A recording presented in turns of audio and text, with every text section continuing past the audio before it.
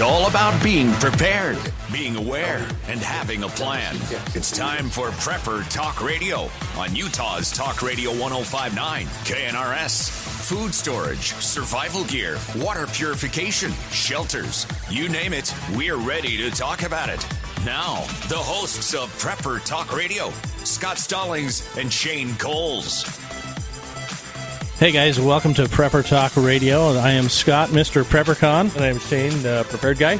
And we are here every week, every Sunday, talking about the basics and a little bit of the advanced preparedness, survival, off-grid living, and we want to be a resource for you. So get in contact with us on our social media pages at preppertalkradio.net, as well as all over social media, Facebook, Twitter, at we are Prepper Talk Radio. And remember, we love this. I mean, this is our passion. We want to hear your questions. We want to talk to you guys.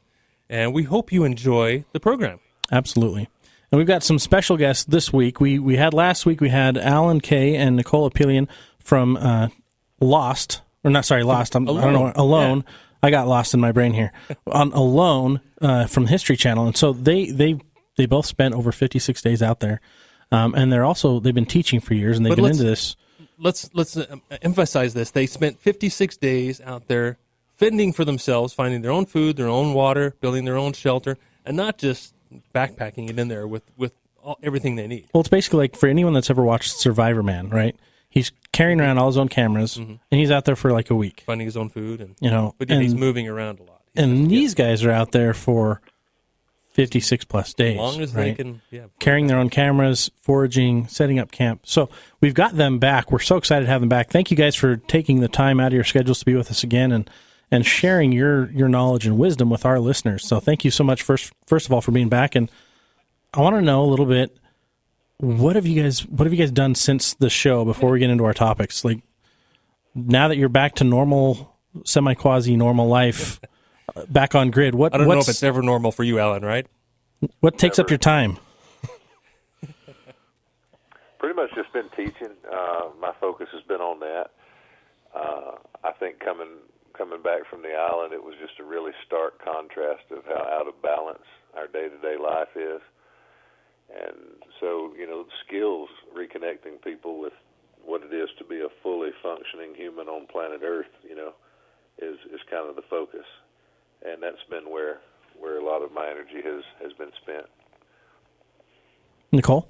For me, I've been, coming back from the island was a huge transition. People talk about a lot being out there, but coming home was really the hardest part, trying to transition back to society. As much as we try to stay on the fringes, you're still in it. But really focusing on teaching skills full-time, herbal medicine. I have my own tincture and salve line that I've had for years, but beefing that up, just trying to get more people interested in herbal medicine and how it can actually work for them instead of using Western medication. Wow. Personal wellness coaching for people. I still have my safari business. I'm gone in March and early April this year, guiding in Africa. I guide with the San Bushmen. Wow. And, but mostly it's come down to just skills. How to get people prepared. Basics of fire shelter, water, food, signaling, and teaching classes. I really just decided to focus less on the academic work that I was doing and really keep more with the basic everyday skills and teaching people what to do in an emergency and what to do to prepare for that and how to utilize things around them that they can forage and they can use for medicine. So that's one thing that's one thing we've kind of turned to the first of this year is going back to basics, back to prepping 101. We tend to get a little complicated in our discussions, and I like to get in deep and talk about the why, why we're doing what we do, why we prepare and so forth. But it really comes down, like you say, coming down to basics. We like to talk and base a lot of our discussions around, like we call the survival rules of 3. 3 minutes without air, 3 hours without shelter, and so forth. And it sounds like, and in watching the series, that's really what that comes down to, because you're truly in a survival situation where, like you said before, Alan, that, okay, what's going to kill me next? Okay, what's my next highest priority? So when you're encountering a survival scenario, I mean, do I choose to bug in or bug out? What are your recommendations? And before we go into the break, we'll talk a little bit about this, then we'll come back on it. But What are your recommendations? Or is there an assessment process that you go through deciding, do I need to bug out or do I need to bug in based on the scenario? What do you do? Yeah, it'll be situationally dependent. It's generally advisable if you have the resources at hand, there's no reason to move unless there's a reason to move. For instance, we had the wildfires recently in Gatlinburg, Pigeon Forge, Tennessee area, and around in the mountains where I'm from. And there were communities that they left. They had to get out, and they only had a few minutes warning. So it was just like, grab your stuff and go right now, no options. because there's a wall of flame coming at you. And, the air quality that goes along with being in a wildfire situation, that's potentially lethal. So by virtue of the fact that you just can't breathe this air, you've got to go.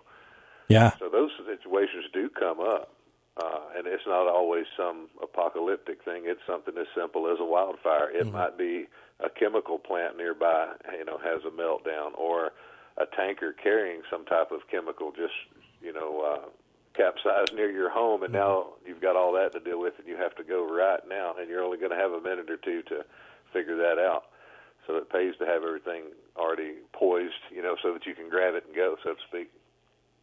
That's a fantastic point. I mean, if you don't have it ready, if you haven't put thought into it before, when something does happen, when your situation does change, if you don't have the things you need right then, man, it is hard to come up with that list of things you need to get. Yeah, you should be aware, obviously, where you live, of what the dangers are around there, and what your options would be in having to bug out. I kind of like to relate it. To do a threat assessment, what are your most likely threats? What's the most likely courses of action to mitigate those threats? And it changes.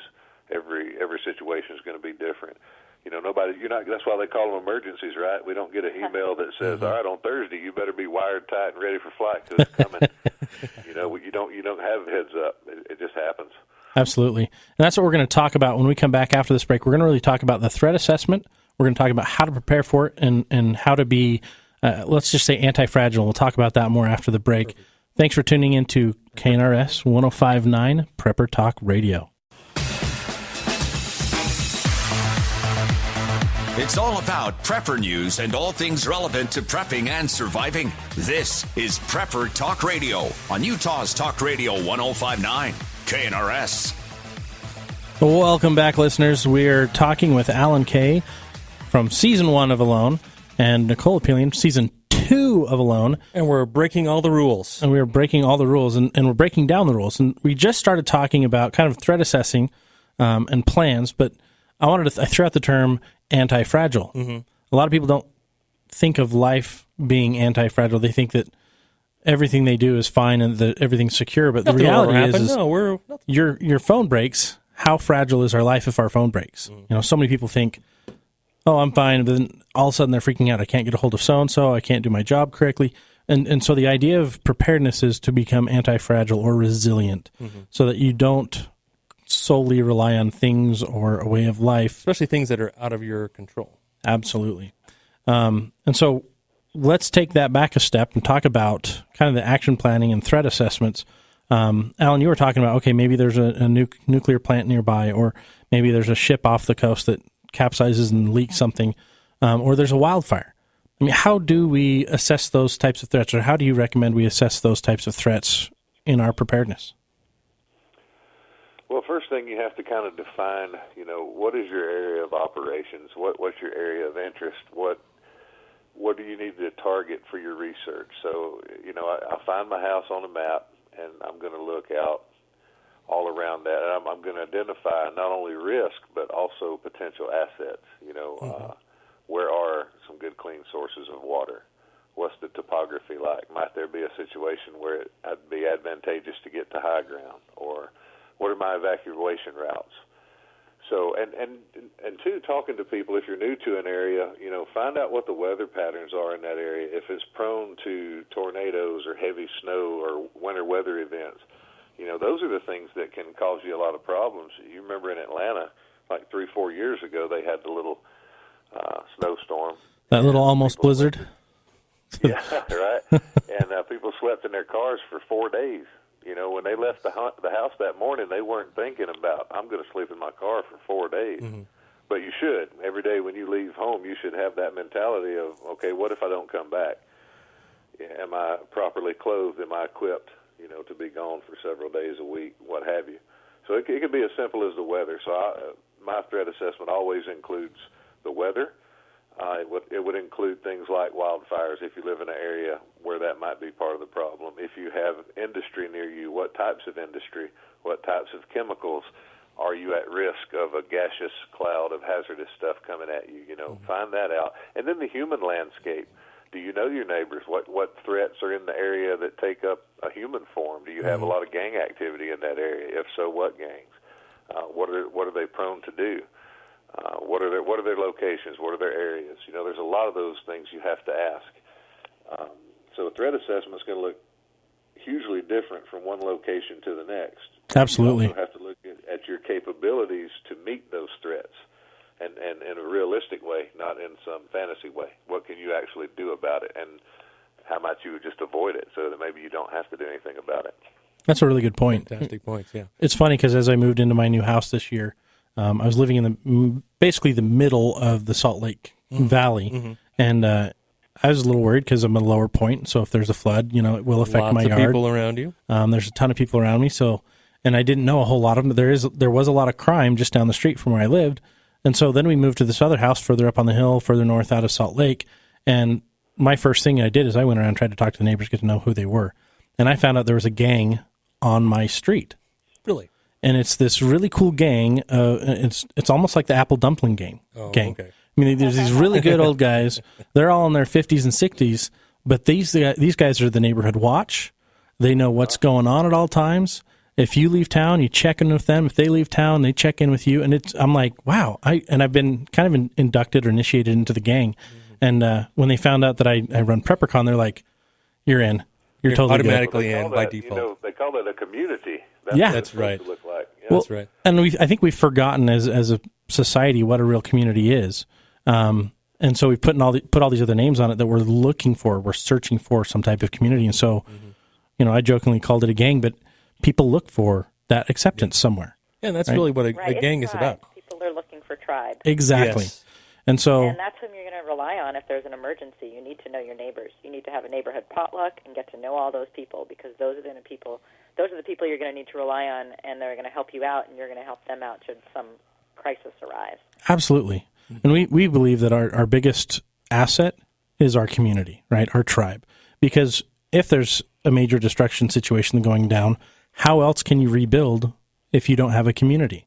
Because it starts with the relationships and then goes from there. I mean, you do an assessment of your neighbors. How many of them know how to do electrical? How many know how to do, build to code? How many of them understand how to manage the government? Probably more than you think. There's, no one person can have all the skill sets needed to rebuild a community, but the community does. The tribe does, and you've got to understand who has those skills and allow them to be able to work within the realm that they're comfortable, and work together.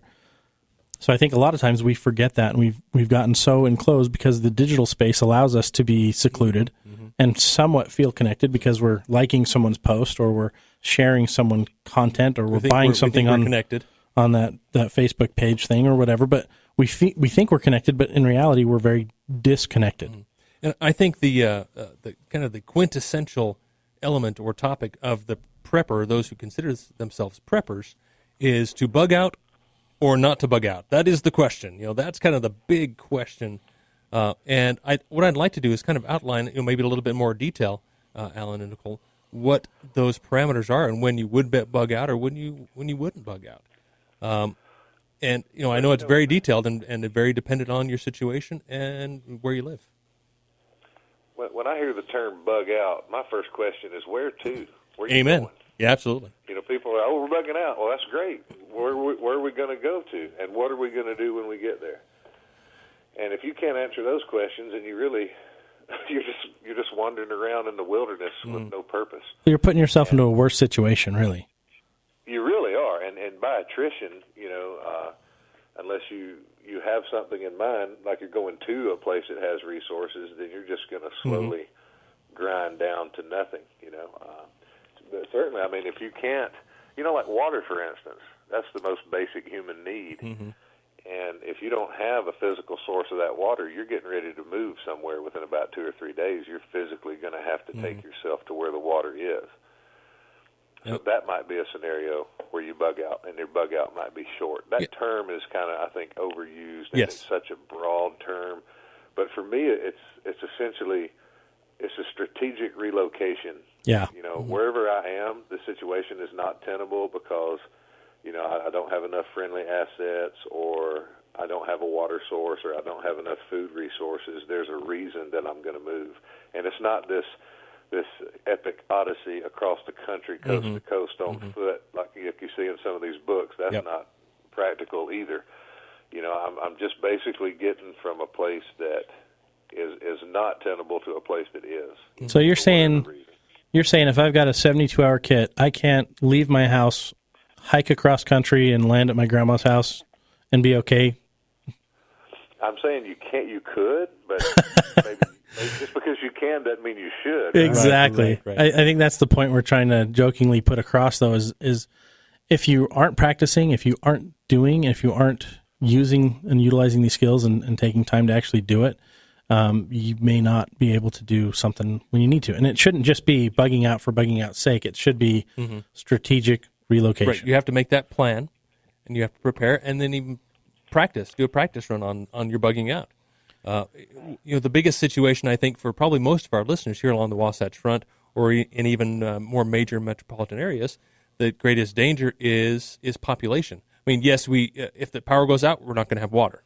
What's going to happen with your sewage, too? Where's that going to go? Those may very well be reasons to bug out of that particular location. Too many people. It can be a dangerous situation, like you, Alan, talk about self-defense.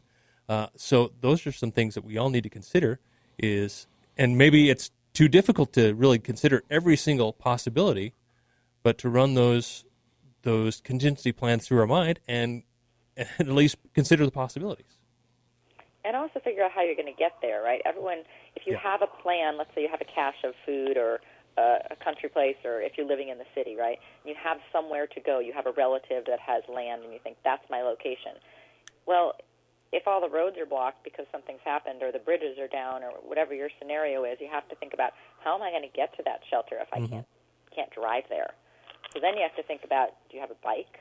Do you have a trailer that you're pulling behind you? How are you going to can you carry that bug-out bag? If you've got kids, how are you moving them from one place to the other if you really do need to go? So sometimes it's better to stay where you are. It really is situational. When I look at it, hopefully you have enough water for a week. Hopefully the situation will be fixed by then. But if not, then your scenario needs to change depending on what the disaster is. Well, and sometimes bugging out is going down the street, right? So I live close to family, and I live close to a lot of good friends. And so sometimes that solution is, okay, our system's not working, but so-and-so has a system, and they've invited us over, strategically relocation to grandma's house is just down the road, or more than likely they're all coming to my house because I have more resources, and I have a ton more water than any of them have, and I also have a creek up the street from me, so it's quicker access. And so identifying, I think what a lot of people forget to do is identifying where the resources are, and already having a shelter in place is absolutely helpful for that new location. But most of the time, you're going to be better to stay where you are. And I think that is something that a lot of people don't consider. It's like, okay, I need to bug out. But they get that ingrained in their brain. I got to bug out. But yeah, like you say, Alan, where are you going? Now, if you can make those plans and you have, say, a relative in a nice rural community, has a little farm, and they've got maybe a little guest house or a place you can put a trailer, that would be a fantastic plan to say, hey, you know what? If things are looking bad, we're going to take the trailer. We're just going to go out there for the weekend and make plans in advance and contingencies and let's see what happens. If not, hey, we'll come back home.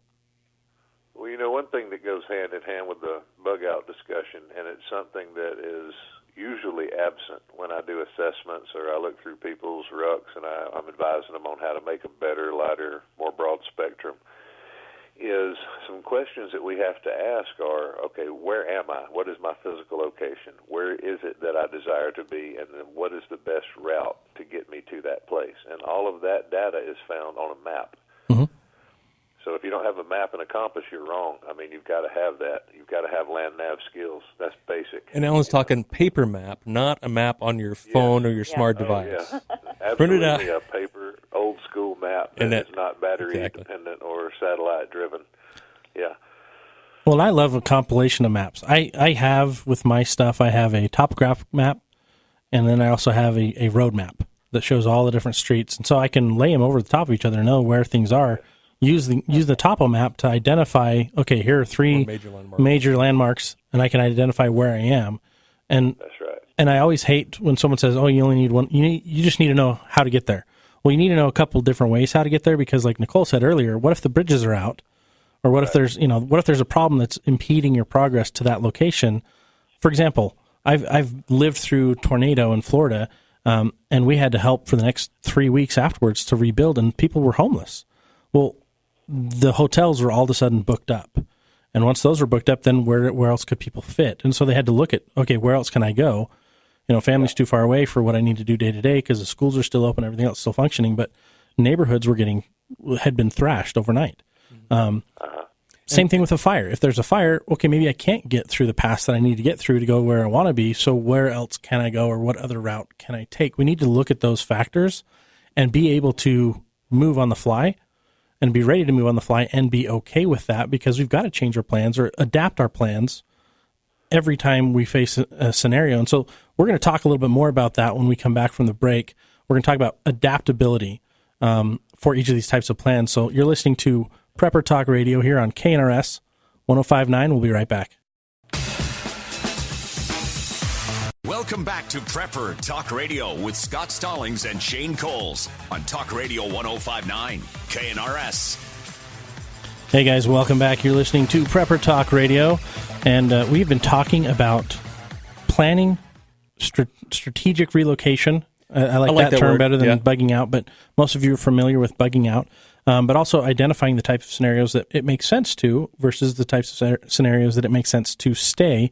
And we've got special guests, Alan Kay, Nicole Apelian from Alone off of History Channel, who also have a survival school that they're running classes this spring. Tell us about your next batch of classes before we jump back on topic. Next class is coming up first weekend of February out at my property here in Oregon, in the Oregon Coastal Range. And it's going to be taught by Alan, myself, and Jose Amoedo from Season 2 of Alone. He and I have been working together for about 10 years teaching. And it's going to be the basics of fire, shelter, water, food, medicinal plants, trapping, medicine making, cordage, everything you could really, we're really going to pack it into this 3-day workshop. And there's still room, and to find out more about it, you can go to NicoleApelian.com. And then we're also offering a lot of prepping workshops. People can just contact us, and we can travel to you, or you can come to us, herbal medicine workshops. Alan offers a lot of combatives classes. And if anyone wants to get in touch with us, best way is through me, through NicoleApelian.com. Fantastic. With either of us that way. And if you can't make it out to one of their events and you want to get them there, get them to your location, you can. Or if you're here in Utah and you want to be at PrepperCon in April, it's the 21st and 22nd of April, they're going to be there. They're going to have a couple classes that they're going to be teaching. And I love your mindset. Both of you have been talking a lot about it's not just wilderness survival, it's wilderness living. Or it's not just preparedness and disaster scenarios, it's living. It's quality of life. And so that's kind of where we want to talk about. We got to talk about adaptability. So to be able to have a higher quality of life, you need to be more in harmony with what's going on. And not out of harmony, because when you're out of harmony, that's when you stress. Well, I think the way I guess I kind of think of it, describe it, is you change your lifestyle now so that when things get worse, your change is very minimal. Kind of like you were saying, Nicole, earlier in your diet, when you're talking about your diet, that you were making those changes now so you wouldn't suffer so much later when you're out on the island. Exactly. If you have if you sort of every day are practicing this stuff or have stuff on you, even just carrying your everyday survival kit. I carry a lot with my water bottle. I have my water bottle with me every day, and I have a survival kit built into my water bottle. So everything's there: fire, shelter, water, food, and that's always with me. So I'm never anywhere without the basics on me. Alan can talk about how he carries his. It's pretty interesting. But I think that when going back to being prepared and always having everything sort of ready as your daily things you wear, daily things you put on, so everything's always with you, so you're not having to completely shift too much. That said, flexibility of mindset is one of the most important things to have in a survival situation. You have to be able to think outside the box, and you have to be able to think, if this isn't working, what are my other avenues? What else can I do? And that's key for survival, and that's key really just for daily living as well. How can we improve our skill set within that adaptability model? I mean, what do you teach, or how can we, as people who are learning, become better at being adaptable? Making sure you see needs arise seeing things before they arise, so you're not caught up completely off guard. I think that's really important. Just remembering that you have to have community. Like everyone always talks about, the chain is only as strong as its weakest link, right? You have to have community around whom you can rely on, because maybe you're the survival person and you get ill or you break a leg. You have to be able to rely on other people and have them trained up. You have to build this culture of community so that you have people whom you trust and whom you can cooperate with.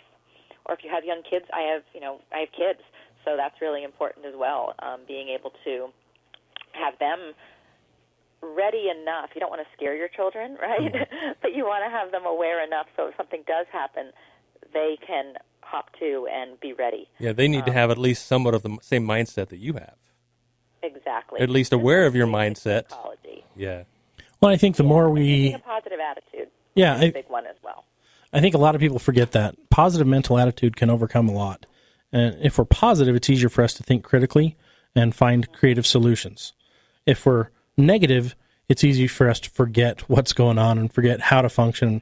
And a lot of people that I meet that aren't prepared, they live oftentimes in that world. And they've been like, well, I've thought about getting prepared. There's just so much to do.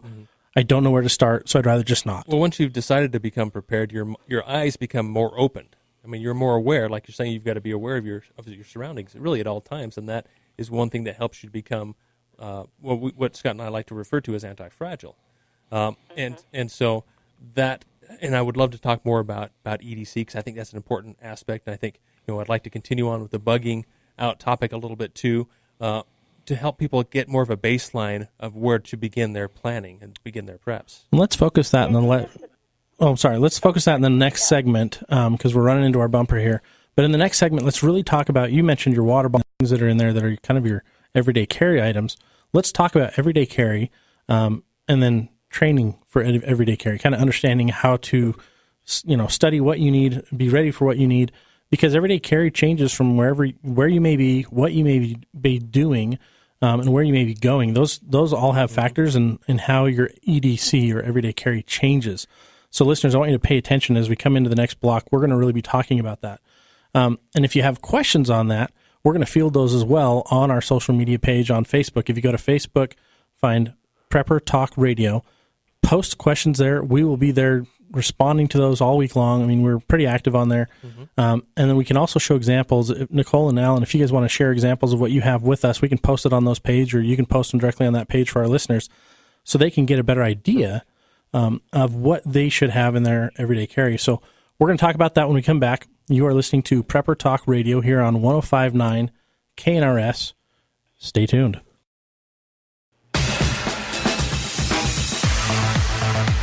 It's Prepper Talk Radio with Scott and Shane on Utah's Talk Radio 105.9 KNRS. It's funny. You're listening to Prepper Talk Radio. We have this fun, upbeat music, and it's kind of rock. I don't know really genre what that really is. Kind of dance, rock, fun.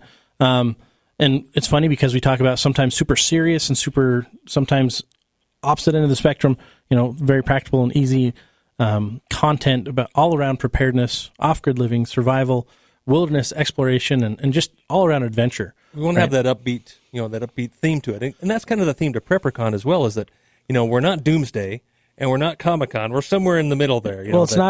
It's not doom and gloom, and that's why I love getting out there with people and helping them understand that it's really a lot easier than you think to be prepared. It just takes a little bit extra time to think about it and be thoughtful and mindful of what you're doing.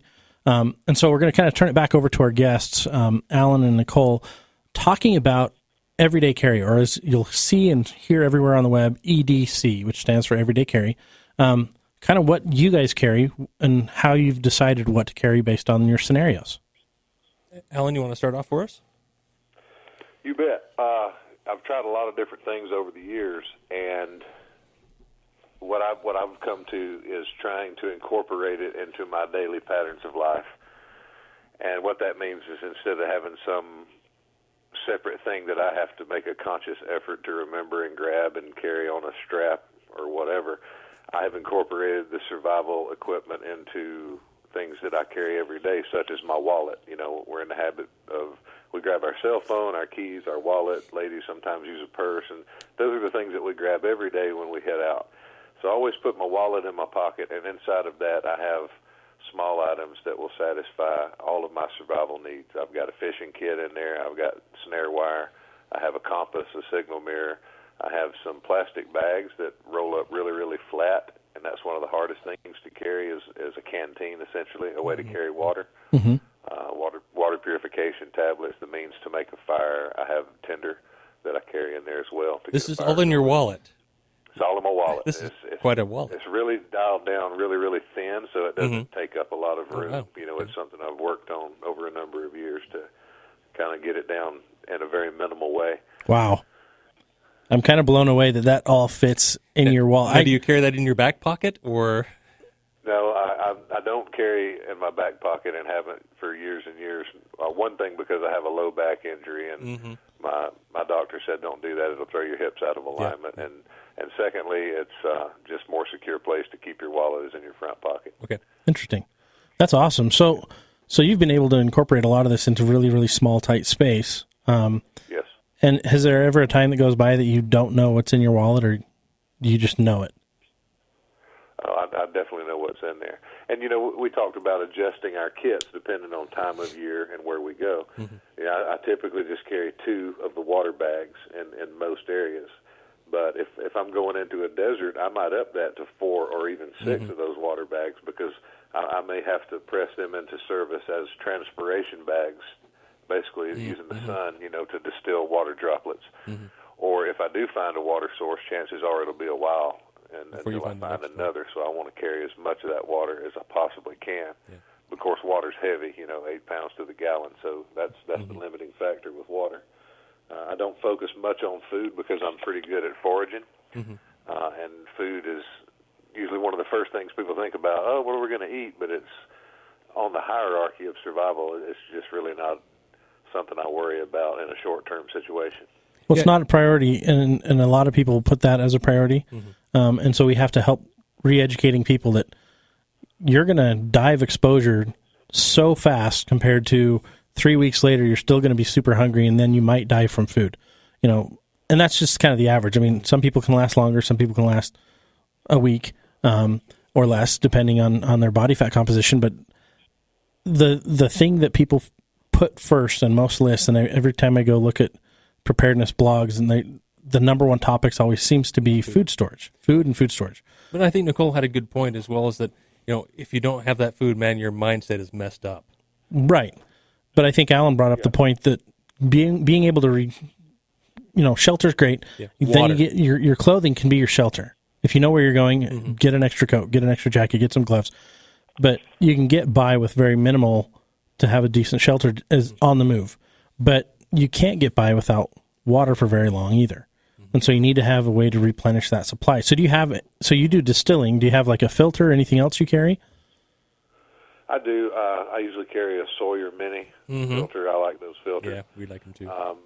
I carry water purification tablets, and I'm generally in the habit of having some type of metal container. Okay. So I can always boil the water. Oh, okay. But in my wallet, it's just as simple as a plastic bag and some tablets, and that way I can scoop the water up and keep moving. I don't have to hang out at the watering hole any longer than that. Mm-hmm. And also being on the move, I don't have to have that fire. I don't have to have the metal container to boil the water. I can just grab it and go. Yeah, fantastic. Now, Nicole, you'd mentioned you have kind of a canteen system. Tell us about your system. Yeah, well, I always carry, I always have a knife on me, and I always have a ferro rod that I wear around my neck. And so I always have kind of those basic things, and I always have a lighter in my pocket and little things like that. But, water, shelter, food, as Alan said, not as important right away. some sort of medical stuff with you, and you need to be able to signal if it's in a situation where you're bugging out and you don't want people to see you. That's one thing, but if it's the situation where you're lost or your car's gone off the road, you need some way to signal. If you're in the car, there's so many ways you can use your mirror, break it off, and you've got a signaling part right there. But I have a little canteen, and it's one of the really lightweight titanium heavy cover canteens, and I really like it because it nests in a cup that you could actually use to cook, and you can cook right in a metal container. So if you're going to carry a water bottle, carry something that's metal, because you can boil water in that, and then you have a system right with you at all times. But in that, I also have a ferro rod, I have a lighter, I have tinder in there, I have medical, I have I use the same Sawyer mini water filter, I have water purification tablets, I have the same water bags as well. I have a way to signal. I have a mirror, a whistle, a compass, a bright light, and then I have a basic tarp. I have paracord. This is all just it sounds like it's a lot of stuff, but it's just in this really, really small container that surrounds my water bottle. Now, is that the container you showed on social media a few days ago? It is. It Fantastic. is. I'll post it again. I'm going to have to get one now. Container. They're really great. And then I do have stuff to catch food if I need to. I've got some snare wire in there. I've got a fishing kit in there. Things like that are just, if you needed it in an emergency, you could grab it and go. That's not my 72-hour bag. That's a whole different bag. Mm-hmm. This is just what I carry on me every single day and is always with me. I go in the car, I go to the store, I bring it with me. I go for a hike, it's on me. Just 24/7, it's with me. I think you made a really great distinction. It's not your 72-hour kit. Yeah. People think too big to carry every Yeah. People think that they've got to have that with them at all times. You don't. Your everyday carry you have with you at all times. Your 72-hour kit, or I prefer a 96-hour kit, that should be in your car, a couple in your home. Bags, Yeah. It's you're never coming home. Exactly. Exactly, yes. But those things... That's an important distinction. You've got different layers, and we talked about the term adaptability. Really, it's redundancy. I have my EDC in my pocket. If I'm dressed, I'm geared up. I just have stuff on me. And then I have a kit just like the one Nicole uses with the water bottle. So that's a secondary layer. And then the 72-hour kit, bug-out bag, whatever you want to call it, that's yet another layer. And then I've got another bag that's even more comprehensive in its scope, what some people would call an inch bag, that acronym standing for I'm never coming home. Basically, you're never going to get resupply. And that bag has a more long-term view. So, and it's the same with our training, and with everything, there should be redundancy. I've got my primary way, and I need a secondary way to do that task, and I need a tertiary way to do that task.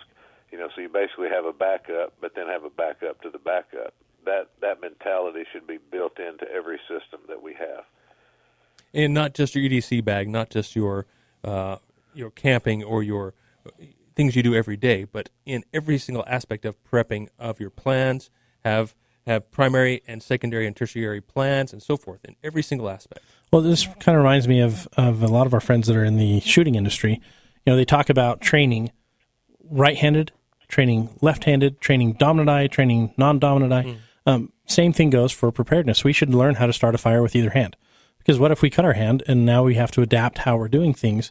We may not be able to get the force we need on our ferro rod, right? So we need to be adaptable and train in as many multiple ways as possible so that we're better prepared for whatever may come or whatever could happen. I mean, say you're in a car accident on the side of the road, on a road trip, what's in your car is what's going to keep you alive if nobody comes around for a long time. And those are the things you want to be thinking of is, okay, what are the scenarios that I can face today? Or I'm going on vacation, what are the scenarios I can face in each area? Do I have maps? Do I have a communication method? Do I have signaling mirrors? I think that's one of the lost things that people don't think about is a signaling mirror. Mm-hmm. How am I going to get the attention of someone driving by if I don't have a way of getting their attention? If I'm off the side of the road, all I've got is the signal mirror, but I can get to the light. I can at least bright on them and get them to look over and see, oh, wow, there's somebody there. Mm-hmm. If my car's off the road. For a long, long way, yep. Mm-hmm. Oh, yeah. I mean, if my car's off the road, they're not going to see the car. And I think one thing that we all need to understand is that one thing that I've kind of learned from a lot of these different survival shows, or maybe maybe you've seen the show that I Shouldn't Be Alive, those types of survival shows that are telling about how someone survived a particular incident, is that survival is difficult, but it is hard to die. And I've never been in that situation, so I can't go any deeper than that. But the body and as a human, you are meant to survive. We've survived for thousands and thousands of years. And so this is innate in us. And I think that's really what I'm trying to get at, is that this is a hard thing because of the way we live now, right? But it shouldn't be necessarily that way. Am I on the right track, you guys? Yeah, I think what's really tough for a lot of people, I just know, if I'm talking general population or people that I talk to, or even talk to like my mom, right? She just looks at all this and and thinks, "Wow, this is a lot to bite off." Mm-hmm. Right? It's sort of overwhelming, because I think you should have 6 layers. You have a layer on your body, you have your everyday carry, you have your 72-hour kit, you have your in case you're never coming home bag, you have your car kit, and then you have your home kit. Right? Those are 6 different layers of preparation. And for someone that doesn't have any of that, it just seems completely overwhelming. So by starting out with just something small, like an everyday kit, and just covering the basics, or what you need to have in your car, taking it off, bite by bite, and just slowly gearing up, that's a really good way for people to look at it. And then remembering that mental innovation is key. If you look at those things like you were talking about, those shows, I guess, like I Shouldn't Be Alive, the things that got them through were a positive attitude and some sort of innovation and flexibility in their thought process and using things around them. I think that's a really good point, and I want to thank you guys for coming out today. I think the big lesson, the big take-home is start small and start with what you know. Grow from there and start building your layers. The greatest asset any of us have is our mind, and as you listeners take on the world this next week, I want you to start small. If you don't have an everyday carry kit, start creating that. Go to our website, go to our social media page. We're going to be sharing what Alan has shared and what Nicole has shared, so you can use those to better equip yourself and also help your friends and your family who are trying to get this figured out, that may be a little afraid where to start. How do I start? This is a great starting point. Start with your everyday carry. Thank you for tuning in. You've been listening to 105.9 KNRS Prepper Talk Radio, and thank you so much, Alan K. and Nicole. I messed up your last name every time. It's Apelian? Apelian. Nicole Apelian. Check their website out, NicoleApelian.com. Thank you so much, and we'll see you guys next week. Been a great discussion. Thank you. Thanks so much. You've been listening to Prepper Talk Radio. You've been listening to Prepper Talk Radio with Scott Stallings and Shane Coles. Listen again next Sunday evening at 8 for Prepper Talk Radio on Utah's Talk Radio 105.9 KNRS.